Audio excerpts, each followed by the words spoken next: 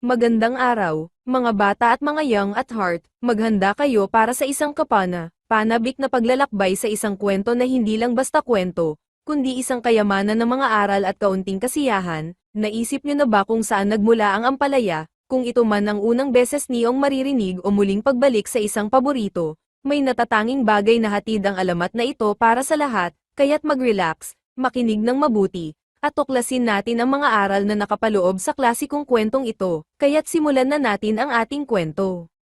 Noong unang panahon, sa isang maliit na bayan, nabubuhay ang mga gulay sa masayang pamayanan, ang bawat gulay ay may kanya-kanyang katangian na bumabagay sa kanilang hitsura at lasa. Si kamatis ay mapula at matamis, si kalabasa ay madilaw at matamis din, si talong ay may kintab at makinis, at si sibuyas ay may kakaibang amoy ngunit masarap kapag iniluluto. Lahat sila'y maganda at kaaya-aya, maliban kay ampalaya. Si ampalaya ay mapatla at walang espesyal na lasa, dahil dito, siya'y nainggit sa mga kapwa gulay at sa kanilang magagandang katangian. Pinagnasaan ni ampalaya ang kulay at lasa ng ibang gulay. Isang gabi, habang ang lahat ng gulay ay natutulog, naisipan ni ampalaya na gawin ng isang bagay na labag sa kagandahang asal. Dahan-dahan siyang naglakad papunta sa bawat gulay at kinuha ang kanilang magagandang katangian. Kinuha niya ang pulang kulay ni kamatis, ang dilaw na kulay ni kalabasa, ang lilang balat ni talong, at maging ang kakaibang lasa ni sibuyas. Kinabukasan,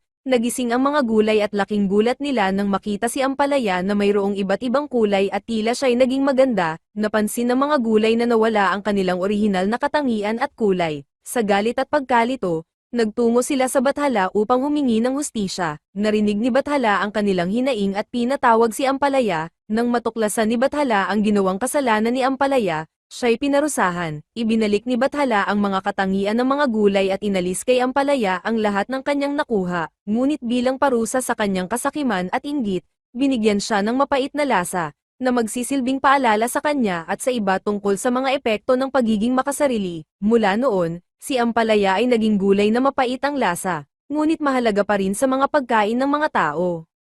Dito nagtatapos ang kwento ng Alamat ng Ampalaya. Ang pangunahing aral mula sa Alamat ng Ampalaya ay tungkol sa panganib ng inggit at kasakiman. Tinuturuan tayo ng kwento na makontento sa kung sino tayo at kung ano ang meron tayo, sa halip na pagnasaan ang pag-aari ng iba. Ang inggit ni Ampalaya ang nagtulak sa kanya na kunin ang mga katangian ng ibang gulay. Ngunit sa huli, siya ay pinarusahan at binigyan ng mapait na lasa. Ito ay paalala na ang pagkuha mula sa iba o ang paghahangad ng higit sa ating nararapat ay maaaring humantong sa masamang kahihinatnan. Dagdag pa rito, binibigyang diin din ng kwento ang kahalagahan ng pagtanggap sa ating natatanging sarili. Dahil ang bawat gulay ay may kani-kanyang espesyal na katangian na nagbibigay halaga sa kanila sa kanilang sariling paraan. Naway nagustuhan ninyo ang kwento natin ngayon. Huwag kalimutang mag-like, follow and subscribe para sa susunod pang mga panabik na kwento.